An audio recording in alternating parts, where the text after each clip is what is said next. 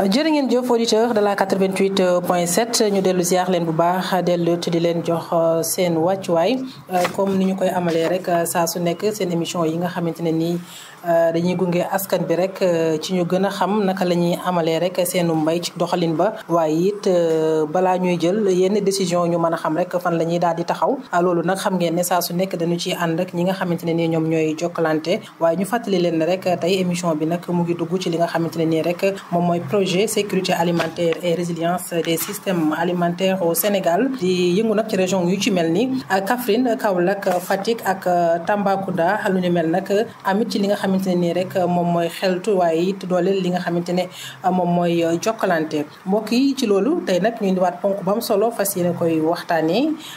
ci émission bi nga xamante ne nii ñu ngi leen koy fas yéene amal ci diirub benn waxtu li ñuy waxtaanee nag jëm na ci li nga xamante ne nii rek moom mooy information climatique et les activités de récolte post-récolte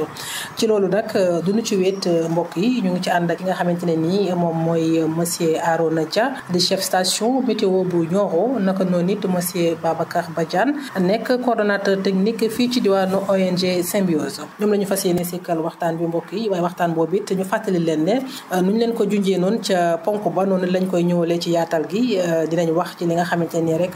pàcc bu njëkk bi ci wàllu information climatique njëriñ bu mu daal di am naka noonu it naka lañ mën a xàmmee rek ne gàncax gi toll na ci li nga xamante ne nii moom mooy ñor waaye it pàcc bu mucc bi dañ koy jëmee rek ci pexe yi nga xamante ne nii rek si la ñuy war a mën a amalee li nga xamante ne moom mooy récolte bi maanaam ngóob gi ci loolu nag balaa may gën a xuus damay nuyoo bàyyi samay gan ñu daal di nuyoo auditeurs yi nga xamante ne nii ñu ngi leen di teewlu ci la 88.7 monsieur Arona Dia maa ngi lay nuyu. waaw soxna Dado maa ngi lay nuyu di la ziar di nuyu sa auditeurs yëpp di nuyu sama co-débatteur di leen sant di leen gërëm. jërëjëf monsieur Dia nee naa leen mu ngi noonu moom moo nekk chef station météo bu Nioro dinañ dootu ko présenté ci li nga xamante ne moom mooy plateau RIP FM yi waaye it monsieur Babacar Badiane di coordonnateur technique monsieur Badiane nuyu naa la. fay naa la soxna Dado di nuyu mbokki auditeur RIP FM yëpp di aussi wax dalal ak jàmm ci suñu co-débatteur bi muy monsieur Dia di ko wax aussi mu dal ak jàmm en tout cas di taataan fi liñ fi waxtaanee. buy joobee yàlla na jëriñ su jëriñee ñëpp yàlla nañ fekkee. jërëjëf am na solo monsieur Dia ci yow ma laaj bu njëkk si yow laa koy daal di tàmbale ñu nekk ci li nga xamante ne moom mooy nawet jàpp nañu ne am na ay prévisions saisonnières yi nga xamante ne nii amoon na ngeen koy def laata ñuy dugg ci nawet bi jëmee ci xayma ci wàllu taw yi naka lay daal di amee naka it lañ ci matuwaay yuñ ci mën a jël waaye ci quantité de pluie yi nga xamante ne nii moom ngeen xalaatoon ne ci biir saison bi dina daal di am. tey fan ngeen ci toll ak it ban gis-gis ngeen ci am. jërëjëf soxna Dado ñu ngi lay gërëm question bi am na solo waaw comme niñ koy defee at bu jot balay nawet bay door dañuy def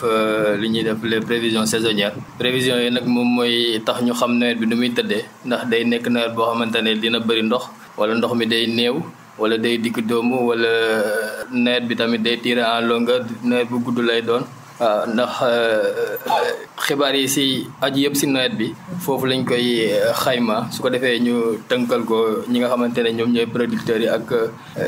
bépp usager boo xamante ne di nga soxla loolu nga xamante ne da ngay yëngu si wàllu mbéy. waaw information yi nag dafa nekk lu am solo ba nga xamante ne léegi dimbale na béykat yi façon dimbalin boo xamante ne léegi nekkatuñ di tâtonner parce que information yi da lay jox. balaa nawet bee ñëw déjà jox na la nawet bi nu muy tëddee boobu dina la dimbalee yow nga mun a xam ban façon ji nga war a utiliser pour année bii nii su fekkee nawet bi day gudd soo jokkoo ak technicien agro dañ la bii de jiw bi moo si gën su leen la day gàtt ñoom tamit dinañ la jox conseil boobu ne la bii jiw ngay jiw. balaa ñoo ñëw ci solo bi nga xamante ne nii information climatique am na ko ni nga ko waxee ci prévision saisonnière bi tey ñu toll ci li nga xamante ne nii daanaka ci digg nawet lañ mën a wax ndax luy war a baax yaakaar naa war na mën a taxaw ak yooyu tey ci wàllu prévision boobu na ngeen ko nattee woon ndax noonu ngeen ko gisee ci li nga xamante ne nii moom moo nekk jamono ji. waaw xam nga prévision saisonnière yi. xam nga ñu ngi koy def mois d'avril. xam nga sooy diir benn mbir noo ko gën a jegee rek nga gën ko jekku léegi nag foofu day nekk ay prévisions yoo xam ne c'est lu provisoire la dañuy am benn aperçu si affaire bi ni muy tëddee rek mais certitude bi day des moo tax nag durant hivernage bi yëpp chaque mois dañuy def mise à jour léegi mise à jour yooyu nag soo ko toppee nag si mooy xabaar yi mooy les vraies informations waaw les vraies informations mooy mise à jour yi ñuy def parce que fin mai defoon nañ mise à jour su ko ñu tëggaat kii bi prévision yi ne mai bi kat jàll na mais juin bi nii lay demee fin juin tamit dañ koy tëggaat na juin jàll mais juillet bi nii lay demee ainsi de suite août noonu ba septembre noonu déjà dernière mise à jour yi sax pour le mois d'octobre génn nañ barki demb noonu la information bi parce que information météo day évoluer rapidement ba pare dafa nekk denrée boo xamante ne c'est périssable dafa gaaw a yàqu waaw nga xamante ne mun nañ la jox xibaar léegi nii mu am ay yeneen coppeeku si diir bu gàtt a gàtt waaw ndax dynamisme bi nga xamante ne moom moo am si jaww geeg yooyu noonu waaw mbir mu nekkul loo xamante ne dafa stable day bouger taxawul benn place. voilà léegi nag li ñu jotoon tënk ren si prévision saisonnière yi soo xoolee soo ko xayma presque loolu lañ xaw a tëddee parce que newoon nañ si prévision saisonnière bi nawet bi dina tàmbalee entre si mois de juin bi entre le 11 ba le 20 te defe naa ne à partir di kii si lañ commencé am taw yoo xamante ne ba période boobu sax am na ñoo xamante ne jotoon nañ jiw bien que après am na pause boo xamante ne moo si topp moo xamante ne xawoon na yàq yenn si kii yi mais néanmoins taw yi commencé woon nañ période boobu noonu mais biñ demee ba nga xamante ne mois de juillet bi nag waaw si lañ commencé nag taw yi di commencé régulier ndànk-ndànk mais ba tey desoon na parce que kim liñ fa amoon taxu ko woon am solo noonu mais biñ demee ba mois d'août nag foofu la nawet bi nag taxawee dëgg nga xamante ne si fanweeri fan ak benn yi taw na si lu mot ñaar fukki fan ak juróom fii si Nioro am na dëkk yoo xamante ne entre 18 ba 23 si localité yëpp taw na fa ay taw yu am solo am ay dëkk yoo xamante ne taw nañ à plusieurs reprises plus de 100 millimètres mu nekk ay quantité yoo xamante ne yu am solo la si mois d'août bi rek suñ ko xaymaa rek mois d'août kese ñu ngi fa amoon ay cumul yoo xamante ne soo ñëwee Nioro rek pour Nioro rek amoon nañ 305 millimètres pour Nioro rien que pour le mois d'août rek nga xam ne foofu amoon na solo soo demee dëkk bu ñuy wax Saboya nag Saboya moom ren moom moo xëdd kaaba gi niñ koy waxee dans le département de Nioro parce que Saboya mois d'août bi rek 557 millimètres la fa taw ba tax ne actuellement nii dafa excédentaire très excédentaire sax laay wax soo ko nga jël Wakunguna ak yeneen dëkk yi surtout kii yëpp waaw benn dëkk daal moom moo si xaw a des ginnaaw tuuti muy Kaymoor waaw Kaymoor moom li ñu fa nemmeeku mooy ba léegi moom dafa des ginnaaw si wàllu taw yi foofu moom ñu ngi fay nemmeeku une situation de mais c'est pas catastrophique bien que lam doon am daaw lañ amoon daaw pour na foofu li ñu am ren si Kaymoor ak suñ ko comparé ak normal météorologie bi nga xamante ne sur 30 ans la moyenne bi lañ koy calculer boobu tamit Kaymoor day déficitaire waaw Kaymoor daal soo xool mooy poste bi gën a néew ay taw avec 490 millimètres si actuellement nii ñu toll moom rek a si yeggagul téeméeri millimètres yeneen poste yëpp yi si des parce que yi dépassé nañ téeméeri millimètres waaw c'est pour ma tënkal la ko daal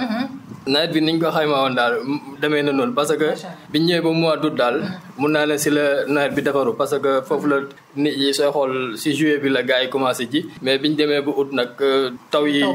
waaw fréquence su taw bi parce que nawet li si am solo du quantité yi sotteeku mais fréquence su taw yi waaw loolu mooy la répartition des pluies waaw parce que 25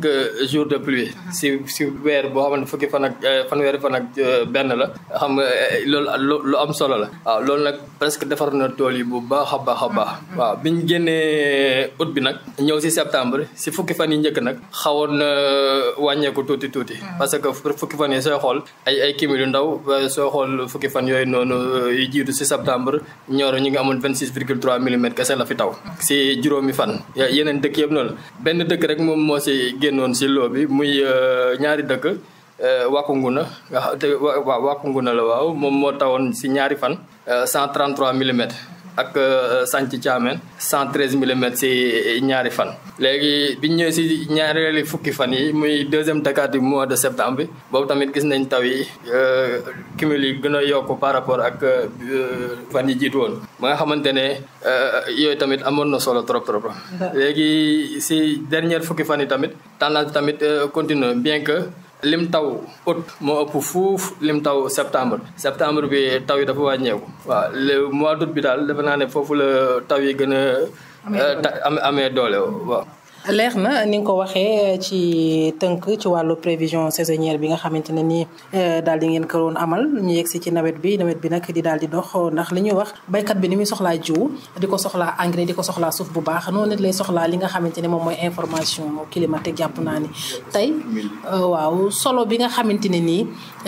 information climatique am na ko ci baykat bi waaye ñëwalit li nga xamante ne nii moom mooy wàllu récolte bi ndax jamono ji li ñu dëgmal jàpp naa ni dëgg moom mooy li nga xamante ne nii rek moom mooy récolte ku wax récolte nag sa xel dina dem ci góob buñ ne góob dinañ góob gerte dinañ góob dugub dinañ góob mboq tey ban solo dëgg la jëfandikoo xibaari jaww ji daal di am jamono ji ci wàllu ngóob def gi. waaw xibaaru météo yi njëriñ gi mu am mooy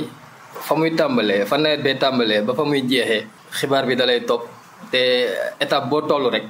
da lay gindi di la wax su ko defee yow ngay xam loo war a def ak loo war a def dèjà su la waxee ne nawet bi nii lay tëddee yow dèjà xam nga di nga jël say metukaay xam ban façon ji nga war a kii ak noonu moo kii léegi mu topp la chaque jour su waree taw da ngay am information parce que chaque 10 jours dañuy def prévision par 10 jours 10 jours yooyu noonu dañ la bés sàngam ak bés sàngam ak bés sàngam dina am ay taw su ko defee yow si biir 10 jours yooyu yow di nga mun a planifier say activités di nga xam kañ ngay sotti engrais di nga xam kañ ngay béy lépp loo war a def rek yow parce que di nga xam lii su ma ko defee ndax dina taw wala du taw à partir de là-bas ak conseil technicien agricole yi yow di nga mun a xam waxtu bu nekk loo ciy def léegi nag fi ñu toll nii fi la njëriñ bi ëppee te may ñaan nag béykat yi gën si bàyyi xel parce que nekkul na sa tool ñor na rek da nga war a góob waaw dafa am moment boo xamante ne c'est le moment opportun moom mooy bi gën pour nga góob ndax soo amul information météo yi yow xamoo ndax taw bi jeex na wala jeexul nga deqi sa gerte jóor sa tool taw yi ñëw tawaat si kaw lu bëri dina yàqu mais su fekkee tey yaa ngi déglu xibaaru météo yi parce que prévision fin de saison yi génn na xam naa dinañ si waxtaan si biir waxtaan bi léegi dinañ la wax fii au centre kañ la nawet bi lañ xalaat ne si lay jeex secteur nord sud fop dinañ la wax kañ la nawet bi jeex léegi nag su ko defee yow di nga mun a basé aussi information yi bu xam yow ban waxtu moo gën pour nga deqee. d'accord leer na ci côté boobu dinañ daal di dellusiwaat gën ko xóotal damay ñëw rek ci ki nga xamante ne moom mooy monsieur Babacar Badiane nekk coordonnateur technique ci diwaanu ONG Symbiose xelam it màcc lool jëm ci li nga xamante ne nii rek moom mooy wàllu mbayteef googu monsieur Babacar Badiane tey bu ñu waxee information climatique ni ma ko waxee sànq bokk na ci li nga xamante ne jàpp nañu ne ci intrant yi la bokk jamono ji tey lan lañ mën a jàpp ne moom la mën a andi li nga xamante ne nii rek maanaam solo bi nga xamante ne nii mën na ko andi ci jamonoy récolte bi maanaam jamono ji nga xamante ne nii ci la ñuy góob xibaari jaww jooju ban njëriñ la ci am. jërëjëf soxna Dado yaakaar naa xibaaru jaww ji moom duñ ne benn ndax ci jumtukaay la mun naa la wax na la moo war a doon premier jumtukaayu baykat bi liñ naan premier intrant agricole bi am information climatique daf ci bokk. parce que dañ la wax ne olof daf ne ku la ëpp xibaar rek gën laa mën a fagaru maanaam képp koo xam ne moo la gën a jotu ci xibaar rek moo lay gën a mën a fegu parce que dina mën a fagaru lépp lu ñu wax rek moom dana ci tax moom mu jëlee ci ay dogal yoo xam ne ay décisions yoo xam ne da koy jàppale ci loolu bu ñëwee mu mën caay fegu kon da ngay gis ne nag doon nañ soxla xibaaru jaww ji ca njëlbeen ci nji bi yaa ngi dégg bi muy wax moo tax tey buñ ne tey nawet bi dina gudd dina la permettre nga uti ay jiwu yoo xam ne dafay adapté ak nawet boobu buñ ne la nawet bi dafay gàtt dina la tax nga uti ay jiwu yoo xam ne kon déjà xibaar bi moo lay orienté ci ban xeetu mbay nga war a def ren ci ban spéculation nga war a bay kon déjà am xibaar bi mooy tax nga mën a def le choix waaye nag fiñ ko gën a soxlaa nag bokk na ci fiñ toll nii mu lay wan na la xibaar bi dafa transversal waaye nag dafa am fu ëpp xam nga tey su ma jiyee yàlla def mu sax mooy toppatoo dara resul noonu nag kaay jël foofu dafa war ay dispositions yu mu war a jël xam nga léegi monsieur Dia mu ngay wax ne nga deq sa gerte wala nga kii yàlla def mu taw lépp loo ci yaakaaroo ak coono boo ci defoon rek taw boobu kese mën na ko yàq kon dafay baax ci jamono ji tembe ñu gën a bàyyiwaat xel xibaar yooyu gën a bàyyi xel li ñu wax ci nawet bi parce que météo aussi am na fu mu wax ne buñ fa yegsee yaakaar nañ ne taw yi dinañ arrêté mais boo xamee aussi tuuti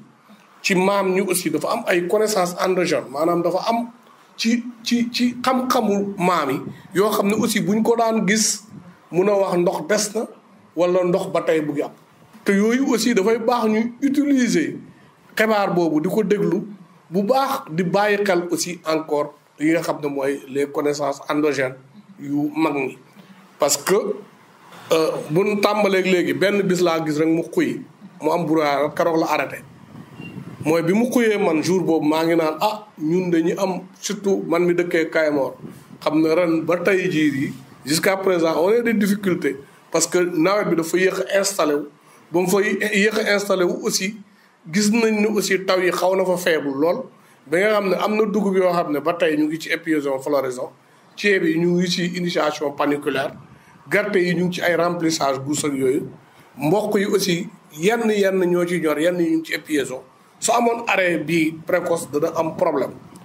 mais bi ñu gisee xuy bi xawoon nañ tiit mais keroog bi ñu gisee xuy bi le lendemain ba tey gisaatuñ xuy muy wan la ne la ba tey taw yi des nañ ñu amaat information bi di dégluwaat information bi ñu ne taw yi des nañ loolu daf lay permettre nga mën a jël décision fi mu nekk nii mais li gën a métti nag li gën a baax ci jamono ji mooy di bàyyi xel parce que nit ñi nag léegoo-léeg ñor na rek la ñuy bañ a dégg bu ñoree dañ koy waaye ñun nag amuñ yenn disposition yi amuñ yenn barabu dencukaay da ngay dégg olof yi ñu ne la saaru ñetti déeg la xaw ma ñu ne ñeenteel ba di waañu maanaam kër goo fi gis magasin sax amul ko. problème conservation bi kon dafay ñëw dina ñëw ci loolu yaa ngi koy wax sànq bokk na ci ñuy gën a bàyyi xel li nga xamante ni moom mooy xibaar yi ngir mën a jël ay décision surtout ci jamonoy récolte bi dëggantaan yan xeetu xibaar la baykat bi di soxla. waaw xam nga dama la ne la baax na lool nga koy jël ca njiba waaye boo demee nag di ko jël ba jiba yaakaar nag di jël si comme li ñu leen waxee yegg si na ci kaay nga jël li fi defoon ci nga war a gën a fagaru pour jëlaat information parce que information bi nag du la permettre lu dul nga jël ay dogal fi mu nekk nii même bu sama gerte ñoree te ma yëg ne météo mu ngi annoncé ne am na ay jeexitalu taw ba tey yu des danaa mën a xaarandeku parce que aussi affaire bi boo ko tant que yaa ngi ko bàyyi fa mu nekk doon yàqoogu mais su fekkee ne man su ma ko gasee bu ma ko deqee wala su ma ko góobee si bu yàlla ji tawee ci lay yàqu kon damay préférer xaar que ma kii li nga xam ne ay céréales la sax am na yenn xarala yenn technique yoo xam ne ñun en tant que technicien dinañ koy baaxee baykat yi ci ñul ay disposition man di récolter ci biir taw bi mais lu mel ni moom oléagineux yi ñebbe gerte yooyu moom soo ko tegee mu tawte rek yàqu na moo tax nag taw bi kañ lay arrêté fan la yem. d'accord leer na loolu dama koy delloowaat ki nga xamante ne nii moom mooy monsieur Dia laaj baa ngi noonu taw bi kañ lañ jàpp ne kañ la war a mën a arrêté dat ban lañ jàpp ne la war a mën a arrêté ngir wëttandiku baykat bi yenn perte yi jëmee ci li nga xamante ne nii moom mooy jamono góob boobu. waaw d'accord dama bëggoon nga baal ma rek sànq bi may def analyse bi dafa amoon lu des loo xamante ne am na solo. ñu war ko dugal si kii bi. mooy situation actuelle bi. nan la nawet bi tëddee. waaw parce que tey jii au 1er octobre dëkk bu mel ni Nioro fii Ngent Kaay Kër Madiabel Proxaan Taïba Niassène Sanc Thiamène yooyu yëpp ñu ngi nekk si bi li ñuy wax une situation normale. waaw léegi soo jëmee dëkk boo xam ba kii Nioro non pas Nioro. Nioro bokkul si kii bi Nioro. Kaymoor Daabali Daaru Salaam Paoskoto ñooñu ñu ngi nekk ci situation déficitaire parce que Nioro xaw na jege normal bi mais mu ngi toujours en deçà de la normale moo tax mu ngi nekk dans une situation légèrement déficitaire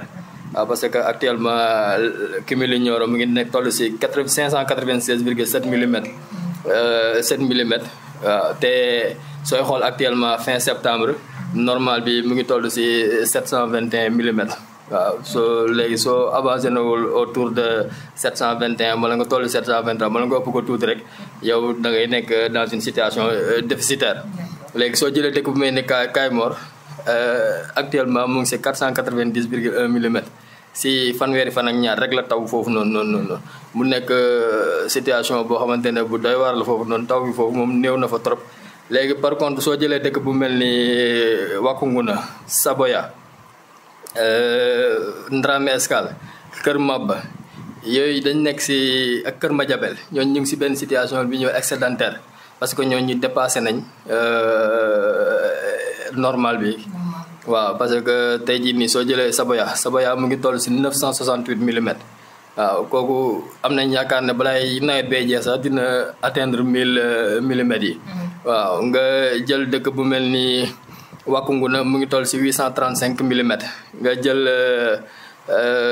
Ndramé Escale 834 millimètres Kër Maba 822 millimètres dëkk yooyu nga xamante ne romb nañ normal bi nga xamante ne actuellement 721 millimètres si la war a toll fin septembre bi. waaw loolu laa si bëggoon yow. Saboya Kër Maba Ndramé Escale Wakunguna yooyu moom ñu ngi si situation boo xamante ne excédentaire. waaw léegi Nioro Kayemor ay Paoskoto ak Daaru Salaam yooyu ñoom ba léegi ñu ngi si une situation déficitaire quoi. d'accord tey ci laaj bi jëm na ci li nga xamante ne nii moom mooy baykat bi baax na mu xam jamono ji nga xamante ne nii taw bi ci la daal di war a dakk ngir mu mën a jël ay décision ay matuwaayam ngi wattandiku yenn perte yi nga xamante ne dinañ faral di am. waaw d'abord prévision yi liñ tënk. pour njeexitu nawet bi ren. sooy xool ci Sénégal yëpp liñ yaakaar ne mooy dinañ am fin de saison boo xamante ne day tardé à normal muy day yéex a jeex mbala mu jeex sa waxtu ba mu waree jeex. waaw si dëkk yu bëree bëri léegi soo ñëwee comme dëkk bu mel ni foofu koy côté nord bi na la ay Saint-Louis Dagana Podor yooyu seen jeexitu nawet moom ñu ngi koy xaar si fukki fan yi njëkk yi si mois d'octobre. léegi mais soo ñëwee au centre dëkk yu mel ni ñoom Kaolack ak Kaffrine ak Koungheul ak Dakar ak ay Nord Tamba ay Linguère ak Thiès ak Fatick ak foofu yëpp ñu ngi xaar seen njeexitu nawet si ñaareelu fukki fan yi c'est-à-dire entre le 10 et le 20. entre le 10 et le 20 foofu la ñuy xaar njeexitu nawet bi soo demee côté sud bi nag jàpp ay Kédougou Kolda Ziguinchor Sédhiou ak yu ni mel ak Sud Tamba foofu tamit ñu ngi xaar njeexitu nawet bi si ñetteeli fukki fan yi muy 3e décade mois d'octobre bi ba côté sud bi sax ñoom seen taw yi mun nañ dem ba début novembre sooy si prévision yi jot a tënk. waaw su ko defee léegi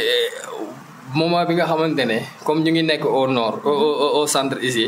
waaw moment bi nga xamante ne ñu ne la si ñaareelu fukki fan yi entre le 10 ak le 20 fa la nawet bi jeexee li gën mooy nga bàyyi ba après le 20 nga commencé def sa activité li ñuy wax deqeeg yooyu noonu. waaw loolu daal boobu moom mooy période bi nga gën nga bàyyi ba leer la nawet bi jeex na carrément. parce que xam nga nawet bi suy commencé le front intertropical day jógee au sud di jëm au nord. léegi nag su nawet bi jeex day jógee au nord di dem au sud su jógee au sud di def nii dëkk bu mu romb rek. taw ba commencé na nawet bi commencé na foofu noonu. ba ni muy di yeggee au nord moo tax sud bi mooy njëkk a commencé di taw. centre bi topp si. nord ba souvent moom mooy mujjee am ay taw. léegi nag noonu lay defaat suy wëññeekuwaat. waaw suy wëññeekuwaat tamit noonu rek dëkk bu mu romb rek sa nawet jeex na. comme nord la njëkkee woon nord lay njëkk a jógee moo tax côté nord bi moom mooy njëkk a jeex. après romb centre bi su centre bi jeexee nag muy mujjee sud bi. xam nga ñun suñu nawet sooy xool côté Guinée. Burkina Faso affaire yooyu. fa la sooy xool système yi ñëw yëpp côté boobu lañ jógee ay Malek yooyu noonu. moo tax ñooñu seen saison mooy gën a gudd. parce que dinañ def plus de 6 mois parce que ñoom dinañ commencé lu yàgg. ba pare ñun ñu doog a commencé. ba pare ñun suñ ciyee front bi tamit fa lay mujjee moo tax ñoom tamit ñooy mujjee waat jeexal. ñoom instant bii nii ñoom seen nawet presque mu ngi toll si ay 6 mois. te jeexagul ba léegi nii. waaw léegi loolu daal moom moo nekkoon xibaar yi. ñi nga xamante ne daal képp kuy béykat. nekk au centre. sooy deqi nga bàyyi sa xel su la neexee entre fukki fan si weeru octobre jàpp ñaar fukki fan si weeru octobre foofu la diggante boobu la nawet bi jeex. waaw diggante boobu nag waaw dem bàyyi ba au-delà du mai nga deqi moom mooy li gën. d'accord waaw. leer na ci li nga xamante ne nii rek moom mooy date bi gën ngir rek ñu daal di amal li nga xamante ne nii moom mooy ngóobteef gi moo xam deqi la moo xam góob dugub bi la moo xam damm mboq beeg yeneen yu ni mel faaw rek ñu sukkandiku ci li nga xamante ne nii rek moom mooy app boobu ngir mën a amal lu ni mel wuttandiku yenn jafe-jafe yi nga xamante ne nii dinay faral di ca am. mbokk yi loolu nag moo nekkoon ponk mu njëkk waxtaan bi dañuy tàbbi nag ci li nga xamante ne nii rek moom mooy ñaareelu ponk bi mu jëm rek ci li nga xamante ne nii moom mooy test maturité li nga xamante ne nii rek moom mooy gàncax googu yi laaj boobu nag monsieur Babacar Badiane ci yow laa koy di ñëwee nu ñu koy waxee naka rek lañ mën a def ba xam ne mbayteef gi toll na ci li nga xamante ne nii rek moom mooy ñor ba ñu koy fanam di ko récolter. jërëjëf soxna Dado yaakaar naa laaj bi ma laaj neex na tontu mooy lan mooy màndargaal ne lii ñor na. yaakaar naa ne muy dugub muy mboq muy ceeb muy gerte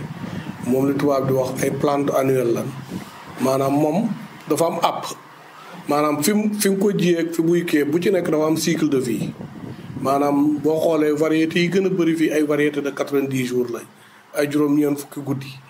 maanaam des fois am na baykat yoo xam ne du point de vue formation yi leen defar mun nañ dem ba xam seen variété parce que date jàppoon nañ seen date de semis ne man jiwoon naa telle date te sama variété bi ne nañ ma cycle bii la am na kii am na ñu ci compter mais am na ci loo xam ne dafa visible. maanaam loo xam ne danga koy làmb daj ko muy bët a koy gisal boppam boo koy xool rek xam ne lii lan la muy céréales yi surtout boo xoolee dugub mboq bu ñoree neex na xam boo ko defee test boo xoolee di nga gis maanaam boo xoolee ci feuillage bi aussi ñoom lépp loo xam ne dafay commencer perte verdâtre parce que bu yàlla ji doon taw ci kawam ay taw itam comme àgg na moom laa la plante annuelle la maanaam fi nga ko jiyee am na app boo xam ne moom fa yeggee boobu bu ndox mi ñëwee it mën a tut verte parce que dafay commencer jaunâtre moo lay wan na la perdre na tout ce qui kii fi mu ne moom ñor na kon loolu boo koy xool mooy même suna yi boo ci yegsee di ngay gis ne boo xoolee feuilles yi commencer di jaunâtre bagee koo ci verte jëm ci nete comme liñ koy wax wala mu bokk maanaam da ngay gis ne lii fi mu nekk yegsi na ci jor boo xoolee aussi épis yi gub yi di nga gis ne lii vraiment yegsi na ci ñor moo tax mandarga bu dee ceeb la nag moom toujours épi bi bu ñoree rek day sëngeem parce que li nga xam ne basi la dugub maanaam basi ak ceeb ñoom ay spéculation la yoo xam ne suñuy foccee dañuy taxaw mais suñu ñoree rek day sëgg kon loolu ay kii la léegoo-léeg nag ñu def ay test jël mos ci mais am na ci yoo xam ne de visu te boo ñëwee aussi ci tool bu fekkee yàgg nga nekk baykat wala nga nekk un technicien même bu fekkee dafa ñor am na benn odorat am na xeeñ bu muy dégager maanaam bu xasee ñor am na benn odeur bu muy dégager muy odeur de maturité te loolu baykat yi fi mu nekk nii ñu ci gën a bëri jamono nag fi mu nekk nii boo xoolee jamono yi dafa ute fi mu ne nii dugub ji fi mu toll nii bu doon yenn jamono la léegi mun naa la wax na la nit ñi commencé nañ mboxal commencé nañ ko di dànk di ci lekk mais léegi mun nañ la wax na la les temps ont changé ba nga xam ne nit ñi fi mu ne stock yi ba tey ñu ngi disponible moo tax mun naa la wax na daal xiif amatul parce que tey bëri na koo xam ne tey boo demee stock ak dugubam mu ngi fa boo xoolee jusqu'à tey may wax ak yow 1er octobre kilo maïs ba tey mu ngi nekk à 150 francs kilo dugub bi ba tey bougé wut à 200 nga gis ne période bi buñ ci yegg si waat kilo bi da nga naan baykat dootu ko mën a jëndati parce que te boobu fekk na sàq yi jeex ba nga xam ne même dañ daan anticiper ba duñ doon mën a xaar sax yenn maturation yi mais dañ ko daan forcer maturation nga daan dégg ñu ne diw de moom moo ñor mais toolam ñoragul mais si côté ñebe bi yan si nga mën a gis xam ne ñebe bi ñor na. waaw ñebe aussi noonu la mel parce que ñebe dafa am ay feuilles am ay kii yoo xam ne ay doomam maanaam moom saa yu ñoree rek da ngay gis ne changé na couleur te moom moo gën a neex xam sax parce que moom léeg-léeg ndax lim lay may moom bu xasee kii rek day wow ci boppam. maanaam couleur bi toujours dafay jaunâtre maanaam day jógee ko verte changer de couleur maanaam saa yoo ñëwee nag gis loolu boo ko xollee di nga gis doom bi ci biir bu dee ñebbe bu weex la di nga xam ne tey ñebbe bi boo ko bësee di nga xam ne lii ñor na bu dee ñebbe bu xonq bi la boo ko xollee aussi kii mais même taille yi bu ma la waxee na la ñebbe yi presque cycle court lañ parce que fii yaasin bi la ñuy faral di bay wala melax bi fii buñ bayut yaasin rek melax la ñuy bay te ni ñuy bayee ñebbe bi bëriwul ñu koy def ci tool à partir de vie mais toujours une association de culture ci lañ koy def da ngay gis ne sax fii des fois da ngay xaw a jaaxle parce que ñebbe oléagineuse la gerte oléagineuse la maanaam ñoom te dañ ne booy def booy boole ay mbayteef waroo boole ñi bokk famille ñi bokk lu ñu bëgg. bokk lu ñu bëgg ak bokk lu ñu maanaam lu ñu soxla maanaam toujours da ngay jël kii famille yi ute nga xaw leen jaxase pour que ku nekk dimbale borom ko ci lii donc boo xoolee tey famille oléagineuse yi mooy ñi nga xam ne yàlla suñu borom bi da leen di urée maanaam ñoom azote bi li ñuy jox azote ñun ñu koy wax toujours muy favoriser muy N bi ñoom yàlla suñu borom bi azote bi nga xam ne ñun doomu aadama yi moom la ñuy noyyi ñoom dañ koy utiliser boo xoolee moo tax gerte même ci formule engrais ñu defal le 6 20 10 mooy engrais boo gis premier chiffre ba c'est de l'azote mooy N bi. d'accord waaw ñu ñëw ci lan moo waral teel a góob wala góob ci waxtu ba nekk loo xamante ne nii lu am solo lay doon mu bañ a yéex waaye it bana nekk loo xamante ne lu tardé lay doon. waaw xam nga tey dañ wax ñu ne góob te ñorul dafa am ay inconvénients góob te romb am ay inconvénients góob ca waxtu wa am njëriñ parce que bu ma la waxee na la saa yoo góobee te ñoragul maanaam da ngay perte léegoo-léeg goût ci cafka mais da nga korte ci qualité maanaam ci cafka gi ak ci la muy jeexital ba ak quantité bi te loolu góob ca ñàkkaa boo xoolee même ceeb yi ngay dégg ñu naan sama ceeb bi day gom wala sama ceeb bi de sakkanul wala sama ceeb bi dafa bëri tànn wala mboq mi daa xuur loolu yëpp ci baykat bi la maanaam duut ceeb bi moo juddoo noonu. wala sama cere bi daa ënn. waaw wala daa ënn loolu yëpp ci comportement baykat bi la wala cere ji jinne ji moo ko wecc yooyu noonu yëpp ci comportement baykat bi la maanaam moo tax baykat bi mooy élément sax essentiel ci wàllu li nit ñi di dundee boo xoolee dugub bi saa yoo ko bojjee te ñorul pepp bi du yegg ci kii boo koy soq sax wala bu ko machine bi di kii léegoo-léeg nga dégg jigéen sax di tuumaal machiniste morom machine wàll bi ne man de kii machine am du sakkanul danga koy dégg ci jigéen yi ay termes yu ñuy utiliser la wala diw machine am bi boo fa walloo du sakkan ñaari reer laa fa yóbbu woon waaye bi ma ko toggee benn reer la yaa ngi dégg yooyu fekk ci dañoo góob lu ñor maanaam soo ko walee li gën a boo soqee waa ji bu ko soqee cox bi day fay ëpp pepp bi fekk loolu ñoro ko des beneen bi mooy bu fekkee nag dafa ñor ba romb aussi boobu dafa doy waar boobu da koy écraser saa yu ko écraser aussi day gën a yàqu boo déggee am na ñoo xam ne boo ñëwee ci ceeb saa yu xamee ne dafa humidité bi dafa romb 16% dafay am problème bu sakkan maanaam dootul gonflement bi dootul sakkan maanaam yow di nga am ceeb nii xam nga nag neex ñun bu ñuy bay itam dañoo soxla goût bi muy neex bari bi waaye neex te tuuti moom soxla ko looloo tax nag neex bari yëpp lan moo ko indi mooy baykat bi jël ay disposition di góob ca waxtu woon war a góobe am na solo monsieur Babacar Badiane mbokk yi yéen ñi ñuy soog a dàpp ñu fàttali leen rek émission bi ñu ngi ko amal rek muy dugg ci projet bi di sécurité alimentaire et résilience des systèmes alimentaires au Sénégal ci nag dooleel lii di INABEL waaye ci xeltuk Jokalante ci loolu nag mbokk yi ponk bu ñuy waxtaanee bokk na ci rek li nga xamante ne nii moom mooy important importance information climatique waaye it activité récolte yi ci jamono jooju ñu dalal ci monsieur Babacar Badiane di coordonnateur technique ci diwaanu ONG Symbiose ak ki nga xamante ne moom mooy monsieur Arona Dia chef station météo bu Nioro ci loolu nag wax nañu ci ay ñaari pàcc yi nga xamante ne nii rek moom la ñu xaajee woon émission bi dañuy dugg nag ci li nga xamante ne nii moom mooy ñetteelu partie bi mu ñëw rek technique du récolte loolu moom xam naa ni monsieur Dia dañ ci ànd ak technicien bi waaw Babacar Badiane mu daal di si ñëw ci loolu Babacar ni nu koy waxee rek ci li nga xamante ne nii moom mooy wàllu récolte bi tey ci jëfandiku gi maanaam bonne pratique yi jëmee ci récolte bi ci loolu ngir bañ a am it ba tey ay perte loolu ci lan lay doon. waaw xam nga tey comme li nga ma laaj di muy xaral ngóobin maanaam dafay baax baykat fi mu nekk nii xëy na doon waane lool ci man ma ne sax naa jàngal nit ñi naka la ñuy góobee mais ci góob yi nii fi mu nekk dafa am solo maanaam ci céréales yi soo xoolee soxna Daado saa su nekk ñu ngi jooytu parce que baykat bureau mooy suufam te même façon góob yi ni ñuy góob façon deq yi ñuy deqi dafay yàq suuf si te yooyu dafay bàyyi nag ñun ñu bàyyi xel ne fi ñu bëgg a bàyyeekoo ni ren déwén bëgg nañ fi dellusiwaat te pour ñu dellusiwaat fi déwén nag dafay baax ñu bàyyi ko xel di ko ñoŋal da nga xam ne tey bu déwénee ni buñ ko def tooba saxal naa ma son maanaam gis ne ren bayoon naa fi daal la ma fi war a jëlee naa ko fi jëlee mais déwén su ma yoon nekku ci te déwénee waxtu wi buñ ko fekkee bëggaat nga fi ñëwaat jël siwaat kon mun naa la wax ne la foofu mooy bureau baykat bi boo xoolee dugub mag ñi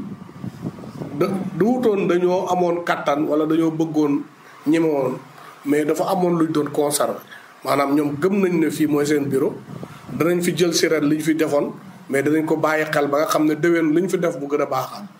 moo tax ñoom bu dugub bi ñoraan duñ ko daan xapp maanaam dañ ko daan déterrer tëral ko ci suuf boobu seddat bi dana jàppale suuf si xam nga dina tax aussi dugub bi maanaam ci fi mu tëdd noonu mu commencé wàññi aussi taux d'humidité bi ba baa ngi koy daggee mu jigi am ñoo xam ne ñu ne ñii dañoo xaw a dof de jël illeer topp fala par fala topp kii di buddi di teg daa métti mais nañ def lu ñu wax ñaj mooy fekk fi dugub bi toog nga dëgg ko wàccee ko parce que dañ ne bu xasee ñor yooyu yëpp bokkoon na ci fagaru parce que boo ko dëggee mu tëdd àggagul suuf picc yi doon ko dévorer dootuñ ko lekk mais ndox mi aussi du ko yàqal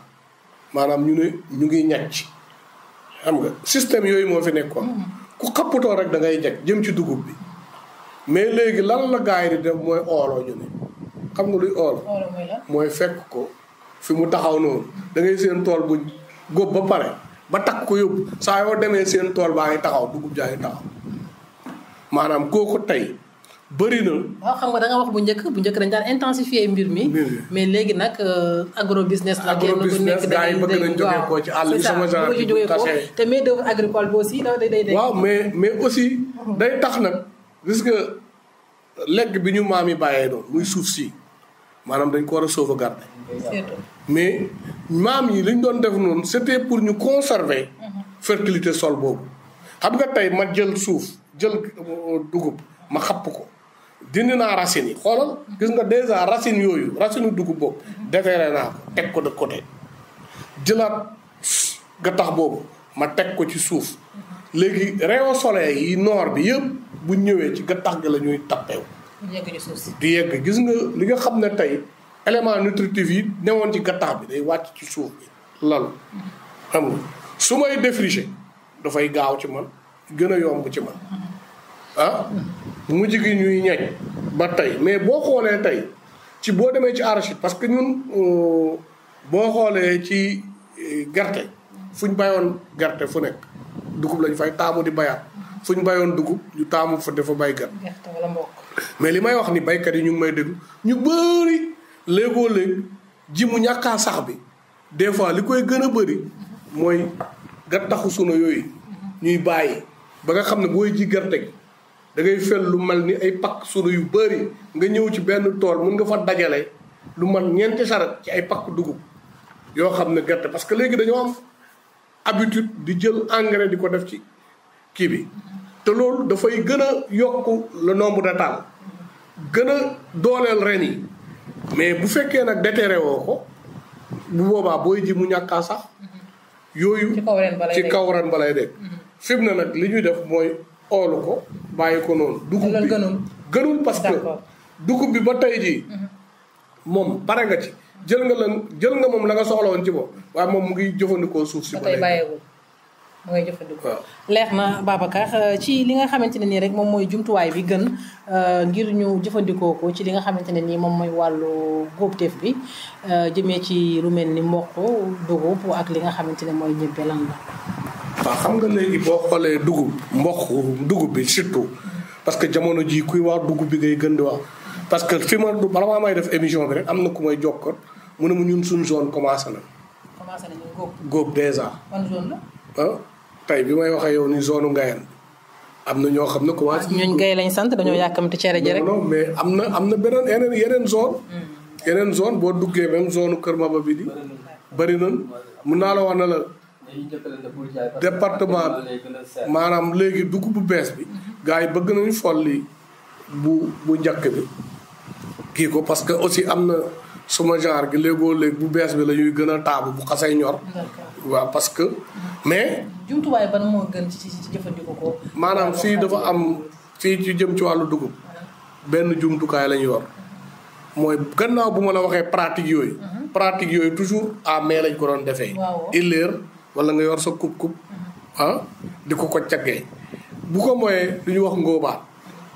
ngóobaan benn mat outil la bu ñu daggee dugub bi su ko mooyee am na ba tey jigéen ñoo xam ne sax yabuñ ngóobaan paaka la ñuy daggee kon mun naa la wax ne la jëm ci wàllu dagg bi bu dee ci ceeb bi la gën a bëri ay fos yi ay charte lañ koy daggee parce que fii ba tey mun naa la wax ne la mécanisation agricole àggagul ci matériel de récolte yi fii ba tey matériel de récolte yi matériel manuel lañ koy defee. bu dee ñebbe bi aussi dañuy witt ak loxo bu ñebbe bi moom dañuy ñëw dagg ko ëmb ko ci ay ëmb dem ba ci kër ga ñu xolli ko soog a weer maanaam ñebbe bi quantité yi ñu fiy bay permettre na jigéen bi bu ko ñëwee bu ko góobee bu ko daggee léegi di bu demee mun na ko weer parce que bu ko weeree ci ëtt bi bu seenee xiit mën na ko daw dugal ci waañam wala néegam bu subaa mu génnaat mais xam nga quantité yooyu ñu am ci ñebbe ay yu ñu am ci dugub ak mboq ak gerte dafa wute parce que zone de production ak na boo demee côté Bawol ñoom ñi nga xam ne dañuy bay ñebbe lu gën a bëri ñoom xaj na mënuñ def comme ñun li ñuy def fii ci ñebbe parce que ñoom itam ay superficie yu ngan lañ ciy def mais ñun li ñuy def ci dugub bi fi mu nekk nii ñi nga xam ne tey jii ñi ngay wax njuufeen yi nga xam ne yàkkam ci ne ba koy kii ñun dañ leen di conseiller saa su ne mooy su fekkee dem nañ ba dagg buñ ko dajale waal maanaam même buñ koy takk nañ ko takk ay bot sëpp ko xam ne bu taw bi yegsee daf ciy taw même dañuy wax ne la boo koy takk sëpp sax bul ko takk sëpp ko nii ci suuf si parce que da ngay lal ga tax nga teg ko ci parce que boo ko sëppee ci suuf si bu tawee yi faree suuf yëpp dañuy saxaat xam nga kon naka lañ mën a def ba wuttandiku ci jamonoy ngóob gi yenn perte yi nga xamante ne mu ngi am jëmee ci pepp yooyu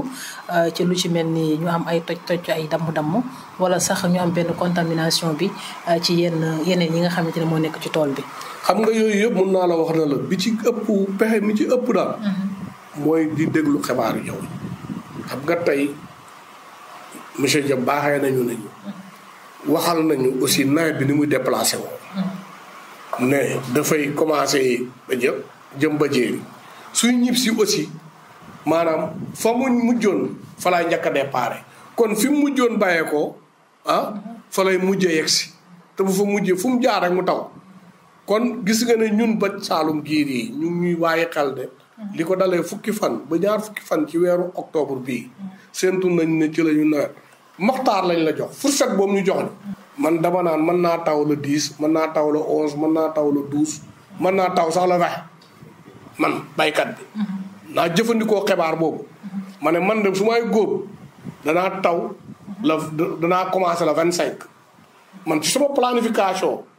opération de récolte yi dama naan le 25 de le 25 bu ma gisee te le 25 it su may góob danaa jël samay disposition ndax si biir waxtaan bi suñu weesoo période boobu noonu muy deuxième décade bi le 20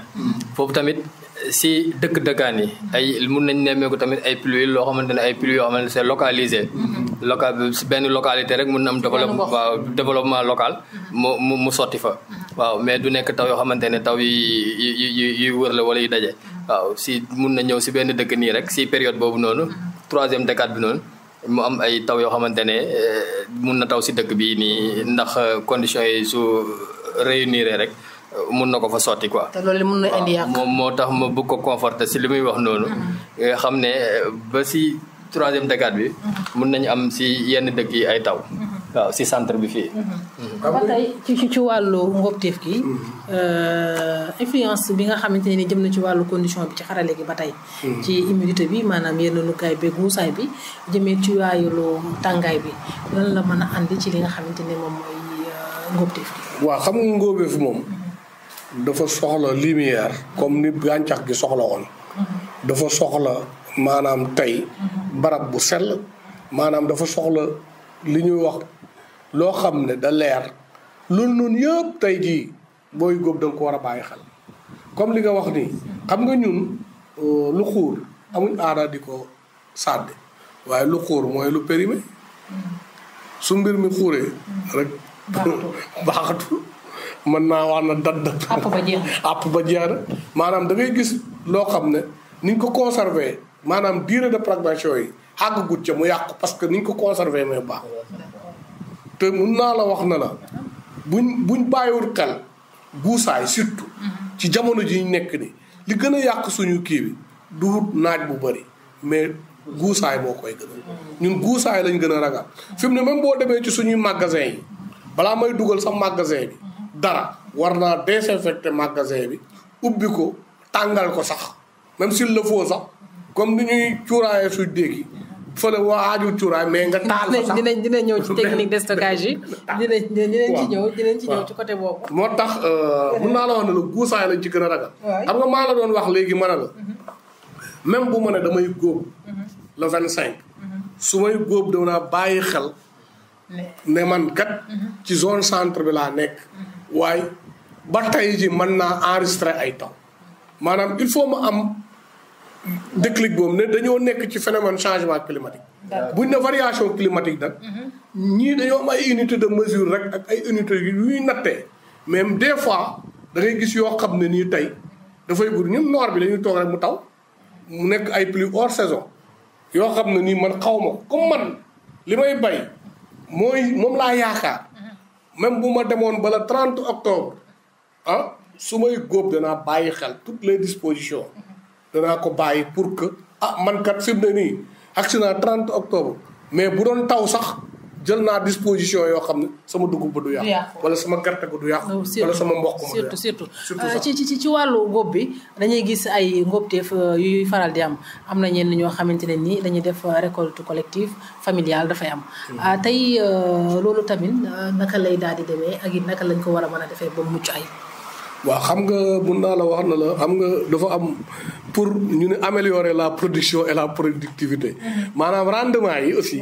ak ngóobeef bi pour ñu gën ko sakkanal comme li nga wax noonu amoon nañ aada di def maanaam familial maanaam kër gi yëpp ay dem dagg bu waxtu yu jotee comme ni ñu doon demee tool ñoo koy demee xam nga da ngay gis même yenn nit ñi yu comprendre le monde rural des fois ñu ne àll bi daal dañuy utiliser jigéen ñi surtout boo ñëwee ci période yi da ngay gis jigéen yi bari trop ci àll bi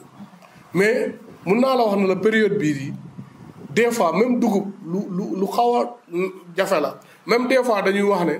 ñu génn ci azaka yooyu noonu mais des fois aussi ñi ngay yóbbu xool ku wàcc dina am lu mu takk. ne dama koy yóbbaale wàccantaal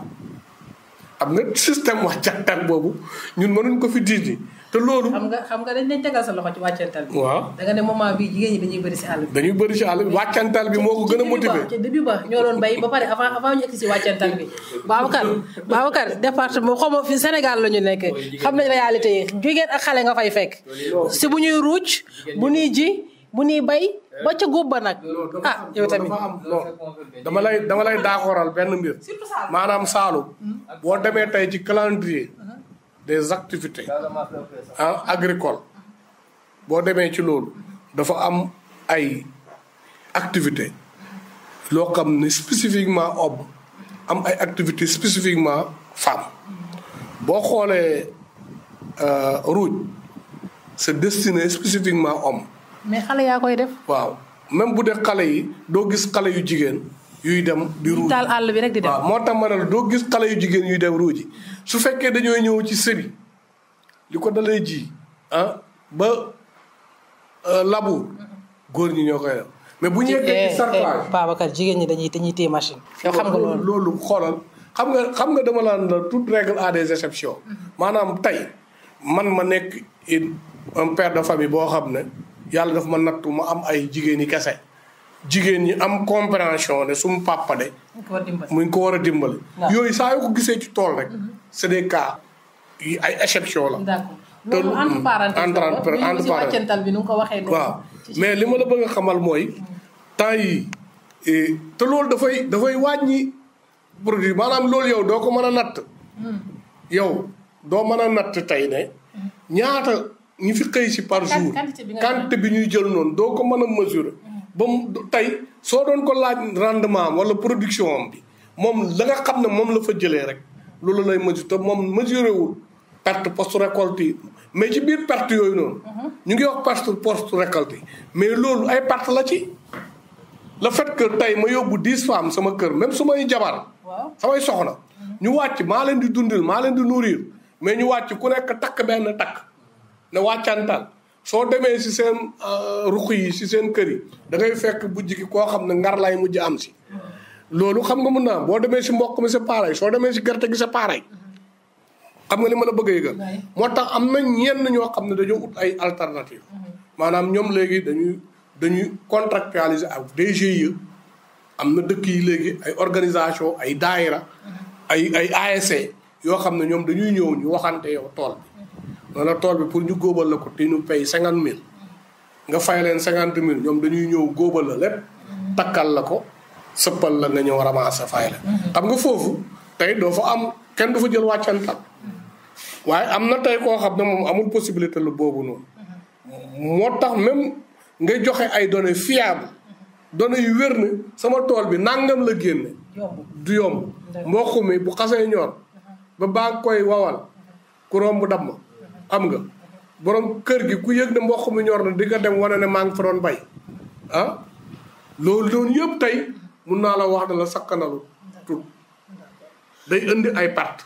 xam nga danga ma laaj rek jëm ci li nga xam ne mooy indi lii ma indil la ne la guusaay dana ko indi te guusaay bi yëpp mooy góob kii wala nga góob waxtu woo warta góob wala nga góob tam romb mais bu ñuy góob itam yooyu ñuy jëfandikoo te mu nekk suñuy aada dafay wàññi ngóobeef. leer na ci côté boobu ba tey ci wàllu jamono jooju am na ci ñoo xamante ne nii ci la ñuy segg ci la ñuy tànn li nga xamante ne moo war a nekk jiwu déwén bi. loolu tamit ci sélection boobu jëmee ci yenn yi ci jamono récolte bi lu muy def. waaw xam nga léegi mag ñi ñoom dañ daan ut jiw tànn jiw buñ doon tànn jiw bi. da ngay dégg ñu ne la sélection individuelle wala sélection massale maanaam duut fu ne lañ doon tànnee jiwu bi ci tool bi do baykat boo gis bu nekk biir tool bi am na fa foo xam na ne lépp lu mu fa bay bu meññ jotee foofay gën a meññ en général foofu la mag ngi daan tànnee ay gub yu dëgër maanaam boo xoolee ñu ne variété calak laa fa bay di nga gis ne dimension épi calak normal digg bii laa ko am nga dagg ko sélectionné ko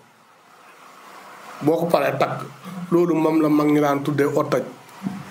xam nga da nga dégg ñu ne la cere otaj su ko gan xamee dëkk ko wax lan moo indi loolu mooy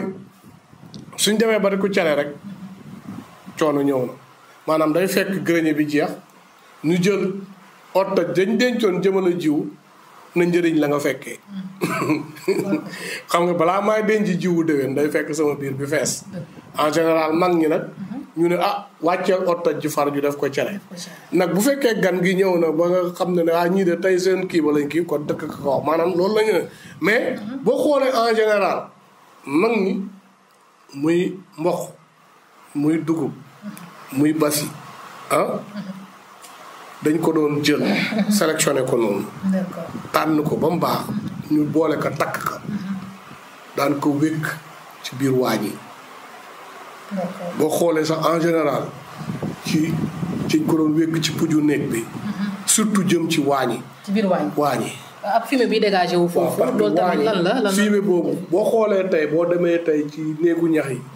même bu dee waañu zeng la. soo xoolee ci toiture bi. di nga fa gis benn genre pimpin yi. loolu maanaam dafay xeex nématodes yi mën a yàq. dugub boobu te da koy gën a protéger te loolu mun naa la wax na la amul tooke boo xam ne ëllëg boo ko lekkee mën na la amul impact négatif maanaam moo tax mag ñi aussi te doon na leen permettre tey buñ ne ñu ngi séentu taw rek ñu dem ci lañ koy sogo bojji trier ko soog ko mën a dem ji. yaa ngi wax sànq sélection massal ak sélection individuelle. lan mooy différence bi. xam nga mooy nga jël tool bi. boo xoolee massal. mooy nga xool tool bi. xam nga dafa la wax individuel. individuel mooy benn. mais bële mooy benn dikk nga ñëw tànn fa xam nga. moom laa la wax na la ñu ci gën a bëri noonu la ñuy def mooy en général dana ma la wax na la baykat yi li gën a bëri. fu ñu bayoon gerte fa la ñuy bay dugub mais en général balaa nga xam fertilité sol yi nga fi nga bayoon gerte gi fi nga defoon naaf bi fi nga naafoon sa gerte bi en général même boo fa yegsee ci dugub bi da ngay gis ne épis yi nga fay fekk dafay ute yi nekk ci reboor yi parce que suuf bi foofu la gën a dundee débris baykat moo tax toujours baykat war na bàyyi xel ne li ma fiy jël nii di ko yóbbu am na loo xam ne aussi bu ma ko fi bàyyee dafay gën a kii xam nga léegi la mais mag ñi bu njëkk sax ngooñ dañ ko daan am loo xam ne dañ koy tasaare ci tool bi mais biñ duggee nag ci lépp ñu koy jaay xam ne fi mu ne bu ma ñëwee di buub ngooñ mi moom boo moytu suuf si sax dinaa ko su ma ko mënoon yóbbuwaale ca tool wala nga loolu nag moo andi mais mag ñi boo gisaan ñu daan jël ngooñ bàyyi woon ko ci àll bi mooy bu nooree jur gi ñëw am luñ lekk mais buñ fa lekkee nefare fa nag yi loolu dana gën a dooleel suuf bi ba nga xam ne ma nit maa ngi jël nii de waaye maa ngi bàyyi xel suuf bi ma war a jëlee lii maa ngi bàyyi xel loo xam ne bu ma ko fi defee dina permettre mala yi jur googu ñuy ñëw lekk fi waaye bàyyi fi loo xam ne aussi dana gën a dooleelaat suuf si leer na monsieur Babacar Badiane te daanaka lu ñu ci rëddee woon ci waxtu it daal dinañ ñu ci yegg si xanaa dañ leen di bàyyi rek bu fekkee ne am na conseil yoo xamante ne nii yéen a ngi koy joxe jëmee ci wàllu ngóob moomu ci producteur bi maanaam baykat bi naka lay daal di demee ci wàllu pratique beeg yeneen yu ni mel stockage beeg yeneen yu ni mel lan lay doon Babacar. waaw man daal li may digal baykat yi yëpp mooy di jëfandikoo xibaar yi. nañ ko doon jëfandikoo daal ci njëlbeen ñu gën koo fonk ci jamono ji nekk di. te xool télé yi ñu wax vraiment buñ na ñor na rek waaye nañ bàyyi xel ba fiñ ne noonu nawet bi àppam jot na ma commencé góob wala deqi te su may jël itam malgré waxtu wi njortu naa ne jot na waaye naa bàyyi xel ne ci jamono ji ñu nekk phénomène mun naa la international la muy changement climatique coppale ku jaww maanaam da ngay gis tàngaay foo ko gisutoon gis sedd foo ko foogee wutoon gis taw foo xam ne dañu wax taw paase na kon malgré bu ma yegsee ci délai boobu naa bàyyi xel ne naa jël toutes les dispositions bu may bay beneen bi mooy weer gis nga gàncax bi comme ñun dañ koy jëfandikoo ko pour lekk ko nañ di ko weer bi mooy réduire taux d'humidité bi mënuñ jeexal humidité bi mais dañ ne boo ko réduire céréales yi toujours dañ ne la boo demee ba xam ne am nañ 16% rek mën nga leen denc maanaam 16% mooy ci tooyaay téeméer bu ne boo demee ba nga xam ne fukk ak juróom benn moo ca des boobu léegi nag amuñ ñun ay test humidimètre mais am nañ ay xarala tey soxna Daado boo jëloon guttu Evian yii nii te baykat bu ne war na ko mën a nga waaw bu mu wow koŋ fekk amul ndox dara ci biir nga dëpp ko ba mu siit ba xam ne nii wow na koŋ ci biir nga jël xorom nga jël xorom bu wow koŋ nga def ko ci loxo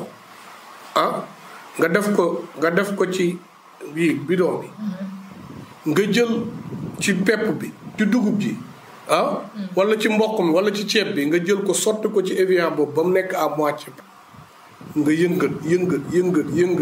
nga teg nga boo yëngatee nga teg nga xool. xorom bi day dellu ci ndox sa yaay ja. bu ko xorom bi day dellu si yaay ja non. non waxuma nga def ci ndox rek. waaw maanaam Evian bu wow koŋ. bouteille bi nga jël xorom bu wow. waxuma bu guus de xorom boo xam ne aussi dafa wow koŋ. nga sotti ko ci biir. nga jël loolu nga gëjëm ko. nga sotti ko ci biir. non boo gisee xorom bu tafoo ci guttu bidon bi. boo xam ne bi nga defee ni bidon bi sëpp ko gis nga ay pepp xorom yu tafu yu wàccul. rek xamal ne dugub boobu wala mboq boobu ba tey des na tooyaay dama koy weeraat. su fekkee nag ne gëjëm naa teg yëpp wàcc ni dugub bi wàccee mboq mi wàccee xorom pepp xorom yëpp wàccee ko sama li ma war a weeroon yegg na ci wow. maanaam comme amuñ nag étude du maître. yooyu dañ koy baaxee ñun baykat yi. weer naa sama saako mboq nii bëgg naa ko sol ci saako naa jël sama burtu Evian def ci xorom jël testé bu ma yëngatee mu kii moo tax ñu ne toujours nañ di denc loo xam ne weer nañ ko ba xam ne vraiment toll na ci waawaay. jërëjëf Babacar gërëm naa la sant la bu baax ma bàyyi nga tàggoo ak ñu doon bàyyi. merci maa ngi gërëm suma co-débatteur bi monsieur Dia en tout cas di wax ne xaj na tey si diggante Jokalante ak ñun tey mooy dernière émission bi di ñaan yàlla aussi yàlla may ñu fekkee déwén ba mën a taxawee yeneen émission yi. di ñaanal aussi baykat yi. nawet bi liñ ci góobee mu néew mu bëri. yàlla na barka su barkalee yàlla nañ ko muudoo. yàlla buñ ci saraxal kenn. ñu itam yàlla may ñu fekkee nawetu déwén. merci beaucoup monsieur Dia yow it ñu bàyyi la rek nga tàggoo bu fekkee am na beneen message boo xamante ne nii yaa ngi koy joxe jëmee si baykat bi ci wàllu information climatique yi tamit lan la. waaw jërëjëf Dado maa ngi leen di gërëm di leen sant di gërëm Babacar di kontaan trop si seq bi may seq ak moom émission yi nga xamante ne ñu ngi koy def si collaboration ak Jokalante. comme ni mu ko waxee rek ñuy ñaan yàlla tamit fekkee waat déwén ba dajewaat fi di ko def. voilà li may tëjee rek mooy dellu rek di fàttali suñu mbokku béykat yi ne récolte yi nañ ci def ndànk rek ñu bañ a yàkkamti gën si taaxirlu di déglu xibaari météo yi ndax prévision yi fukki fan yi nii ñu dugg nii prévision yi xam naa dina génn tey wala suba su ko defee. ñun dinañ ko partager ak ñoom su ko defee ñoom dinañ xam si fukki fan yi kañ la war a taw su ko defee loolu yëpp dina leen dimbale ñu mun a bañ a daal yàq liñ liggéey yëpp bañ commencé ba léegi loolu daal laa amoon lu may tàggatoo di leen gërëm di leen sant bu baax a baax. jërëjëf ñun tamit ñu gërëm leen sant leen bu baax ci disponibilité bi waaye leeral yi nga xamante ne nii it daal di ngeen ko fi indi ñëwal rek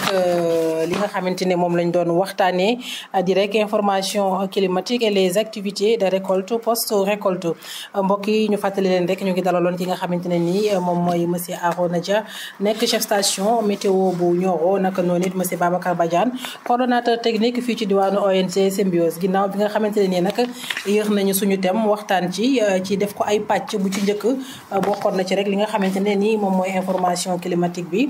solo bu mu daal di am ci baykat bi waaye it ñaareeli pàcc bi jëmoon rek ci test de maturité bi ñetteeli pàcc bi nag ñu jëgleeloon ko rek li nga xamante ne nii moom mooy technique de récolte yi ñu àndoon ci nag ak ñi nga xamante ne nii rek ñoom ñooy sunuy gan mu nekk loo xamante ne nii baykat bu ci nekk wax na ci mën a bàyyi xelam ñu fàttali leen ne émission bi ñu ko amuloon ci jàppandalu ko projet de sécurité alimentaire et résilience des systèmes alimentaires au Sénégal féetoo woon nag ci région yu ci mel ni Kaffrine Kaolack ak fi nga xamante ne nii rek moom mooy diwaanu Fatick jëm ba daanu Tamba loolu it am ci xeltuk li nga xamante ne nii rek moom mooy Jokalante ci loolu mbokk yi ñu fàttali leen nit lu jëm ci li nga xamante ne nii rek moom mooy projet bi wala sax li nga xamante ne nii rek moom mooy xibaar yooyu bu ngeen amee ni laaj wala témoignage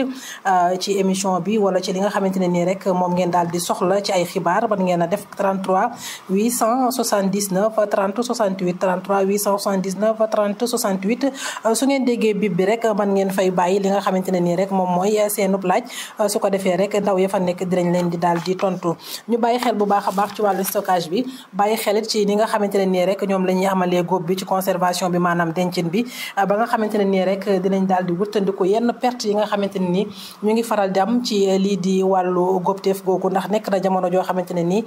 perte yu bari ci lañ koy daal di gën di ràññee te baykat bi du ci daal di bàyyi xel mbokk yi ñu dellu gërëm leen sant leen bu baax a baax Mame Dado Dieng àndaloonal ci kaddu gi ci xarale gi Pape Da Fall ñu leen di ñaanal jàmm del di ko sàkku ci yéen yàlla mi borom jàmm te ko mu jàmmal nga am jàmm yàlla na nu boole jàmm jërë ngeen